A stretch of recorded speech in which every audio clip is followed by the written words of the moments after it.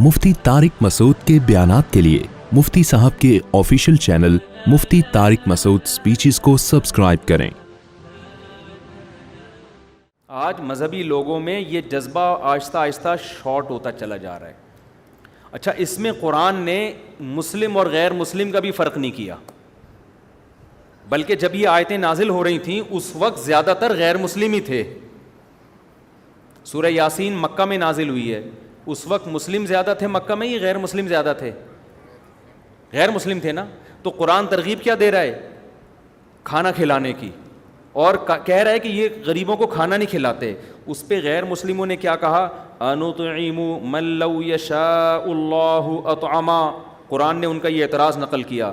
نبی جب بہت زیادہ ترغیب دے رہے تھے نا کہ اللہ لوگوں کی حاجتیں پوری کرو، یہ اللہ کا حکم ہے، تو جب بہت زیادہ آپ نے اس مضمون کو دہرایا ہے تو مشرکین مکہ نے کہا کہ اللہ کو اگر اس مخلوق پہ اتنا ترس آ رہا ہے تو خود کیوں نہیں کھلا دیتا؟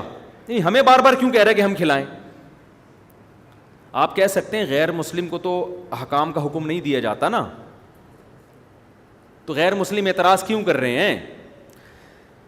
بھائی دیکھو، میں اگر اعلان کر رہا ہوں نماز پڑھو، نہیں پڑھو گے تو یہ ہوگا، غیر مسلم آ کے اعتراض کر رہا ہے کہ ہم کیوں نماز پڑھیں، اس میں تو یہ نقصان ہے، تو میں فوراً کہوں گا میں آپ کو تھوڑی کہہ رہا ہوں، میں کس کو کہہ رہا ہوں؟ بولو، مسلمانوں کو کہہ رہا ہوں، ایسا ہی ہے نا؟ تو اب کھانا کھلانے کی جب نبی ترغیب دے رہے تھے مکہ میں، بہت پوائنٹ ٹو بی نوٹڈ ہے، اس کو سمجھیں۔ مکہ میں قرآن اتر رہا تھا، بار بار کھانا کھلاتے ہیں، کھانے سے مراد سمجھ گئے کھانا نہیں ہے، ان کی حاجتوں کو پورا کرنا۔ اور اس کی وجہ یہ بھی تھی اس زمانے میں علاج معالجے کی صنعت، اس فیلڈ نے تو ترقی ویسے بھی اتنی نہیں کی تھی نا، ڈاکٹر حکیم ہوتے ہی نہیں تھے، بہت کم ہوتے تھے، تو زیادہ فوکس، اور ضرورت بھی کھانے کی تھی لوگوں کو، تو اس لیے زیادہ فوکس کھانے کو اس بیس پہ بھی کیا گیا ہے۔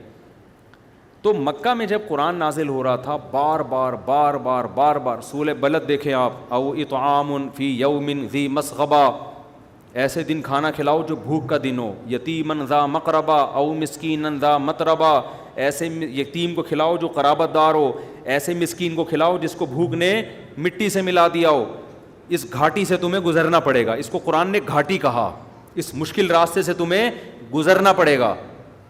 تو بہت ترغیبیں سورہ یاسین میں بھی۔ تو مشرکین نے آ کے طنز کیا کہ آپ اتنا کھانا کھلانا کر رہے ہو، غریبوں کا خیال، انطعم من لو یشاء اللہ اطعما، اللہ چاہے تو ان کو خود کیوں نہیں کھلا دیتا؟ اللہ نے پھر غریب پیدا کیوں کیا ہے؟ سمجھ میں آ رہی ہے بات؟ اس کا مطلب کیا ہوا کہ یہ ترغیب صرف مسلمانوں کو نہیں تھی، یہ کس کو تھی؟ بولو، کافروں کو بھی تھی۔ ورنہ جب مشرکین نے یہ اعتراض نقل کیا، اور قرآن نے بھی مشرکین نے جب یہ اعتراض کیا تو قرآن نے ان کی ورڈنگ کو بھی قرآن کی آیت بنا کے نازل کر دیا۔ اگر یہ حکم مشرکین کو نہ ہوتا تو قرآن کہتا ہے اے نبی ان سے کہو ہم تمہیں کب کہہ رہے ہیں کہ کھانا کھلاؤ، ہم تو مسلمانوں کو کہہ رہے ہیں، ہم جانے مسلمان جانے، تمہیں بیچ میں پڑھنے کی کیا ضرورت ہے؟ لیکن قرآن نے یہ جواب نہیں دیا۔ یہ اس کی علامت تھی کہ قرآن ان کو بھی ترغیب دے رہا ہے۔ کیوں؟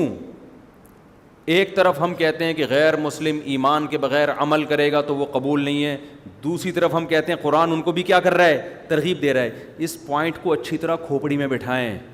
اصل میں قرآن جو ان کو ترغیب دے رہا ہے یہ وہ ساتھ ساتھ ایمان کی بھی، کہ کھانا کھلاؤ ایمان لا کر۔ اب ایمان کا تذکرہ کیے بغیر کھانے کا تذکرہ کیوں ہو رہا ہے؟ اس لیے کہ قرآن یہ مان رہا ہے کہ صحیح طرح سے کھانا جب ہی کھلاؤ گے جب کس پر ایمان لے کر آؤ گے؟ اللہ پر۔ تو قرآن نقصانات بیان کر رہا ہے، اللہ پر ایمان نہیں لے کر آتے، اس وجہ سے تم غریبوں کا خیال کرتے نہیں ہو، تو یہ اللہ پر ایمان نہ لانے کا ایک بہت بڑا نقصان ہے۔ تو قیامت میں تمہیں ڈبل سزا ملے گی، ایمان نہ لانے کی بھی، اور ایمان نہ لانے کی وجہ سے سوسائٹی میں جو فساد پیدا ہو رہا ہے اس کے بھی تم مجرم ہو، اس کی بھی سزا تمہیں ملے گی۔ سمجھ میں آ رہی ہے بات کہ نہیں آ رہی ہے؟ اس کی مثال ایسے جیسے آج ہم غیر مسلموں کو کہتے ہیں، ہم غیروں کو جو غیر مسلم ہیں نا، ہم ان سے کہتے ہیں کہ آپ جو اسلام قبول نہیں کر رہے ہیں نا، اس کی تو سزا ملے گی آپ کو۔ اسلام قبول نہ کرنے کی وجہ سے انسانیت کو جو تباہی کے دہانے پہ آپ نے لا کے کھڑا کر دیا ہے، اس کی مستقل سزا ملے گی آپ کو، کیونکہ یہ دونوں ایک دوسرے کے ساتھ لازم ملزوم ہیں۔ تو اسلام کو تباہی سے آپ کو انسانیت کو آپ کو تباہی سے بچانا پڑے گا, اور تباہی سے بچانے کے لیے آپ کو اسلام کی طرف آنا پڑے گا, کیونکہ اسلام کی طرف نہ آنا اور انسانیت کی تباہی یہ دونوں ایک دوسرے کے ساتھ کیا ہیں, لازم ملزوم ہیں. تو ایمان نہ لانے کی سزا میں ایک وجہ یہ بھی ہے کہ آپ انسانیت کے دشمن ہو. آپ دیکھ لو نا, جو لوگ ایمان نہیں لے کر آتے, خاندانی نظام کیا کر دیا انہوں نے, تباہ کر دیا. زنا معاشرے میں کیا کر دیا, پھیلا دیا انہوں نے. نشہ, شراب, ہر دوسرا. آج وہ آپ لوگوں نے چند دن پہلے خبر سنی ہوگی نا, وہ شراب پی کے کوئی بہت بڑے آدمی تھے, اپنی بیوی پھڑکا دی انہوں نے.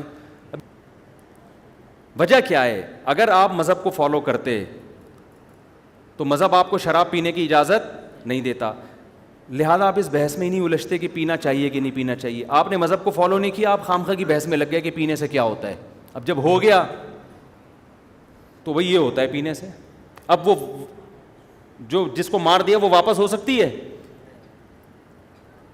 ہم تو اس بحث میں ہی نہیں. اللہ کا شکر ہے میں نہیں پیتا, اللہ نے بچایا ہوا ہے. اب میرے سامنے کوئی آ کے 20 دلائل دے, مفتی صاحب پینے سے کچھ نہیں ہوتا, ریلیکس ہو جاتا ہے, اتنی پیو جتنی افورڈ کر سکتے ہو. گورے بھی تو پی کے ڈرائیونگ بھی کرتے ہیں, جہاز اڑا لیتے ہیں وہ پی کے, تو یہ سب کچھ ہوتا ہے. تو کیا ہوتا ہے؟ تو مجھے مذہب نے کیا کہا کہ بھائی اس بحث میں الجھنے کی آپ کو اجازت ہے ہی نہیں. حرام کا مطلب کیا ہوتا ہے؟ حرام. اب تو جتنے مرضی میڈیکل رپورٹیں میرے سامنے لا دیں تو میں نہیں پیوں گا. اس کا فائدہ کیا ہو رہا ہے؟ میرے گھر والے تشدد سے بولو بچے ہوئے. اللہ نہ کرے میں اگر ان کو ماروں گا بھی تو سوچ سمجھ کے ماروں گا, ٹھیک ہے نا, ماروں گا نہیں, لیکن ایک مثال دے رہا ہوں. ایسے نہیں ہوگا کہ مارا اور پھر ابے یہ کیا ہو گیا یار, یہ کیا ہو گیا, یہ تو بندہ ہی مر گیا. انشاءاللہ ماروں گا نہیں کہ اس کو بھی لوگ کلپ بنا دیں گے, بھائی ان کا پروگرام ہے پٹائی لگانے کا. ایک مثال دے رہا ہوں میں. پینے والا تو کچھ بھی کر لیتا ہے. تو اب قرآن کا اسلوب کیا ہے؟ قرآن کیا کہے گا شرابیوں سے کہ تم جو کافر ہیں نا ان شرابیوں سے کہے گا, جو کافر ہیں ان سے کفر کا سوال بھی ہوگا, شراب کا سوال بھی ہوگا کہ تم یہ ناجائز کام کیوں کیا کرتے تھے. تو وہ یہ نہیں کہہ سکتے ہم تو اسلام لائے ہی نہیں تھے, تو ہم اس کو ناجائز سمجھتے ہی نہیں تھے, اس لیے اللہ تو ہم سے صرف اسلام کا پوچھ, ہم سے شراب کا نہیں پوچھ. اللہ کہے گا نہیں, دونوں کا پوچھوں گا, کیونکہ اسلام لانا جو تم پر واجب تھا اس کی ایک وجہ یہ بھی تھی تاکہ تمہارے اندر اخلاقی برائیاں پیدا نہ ہوں. اب پیدا ہوئی ہیں تو ان اخلاقی برائیوں کا حساب الگ سے ہوگا.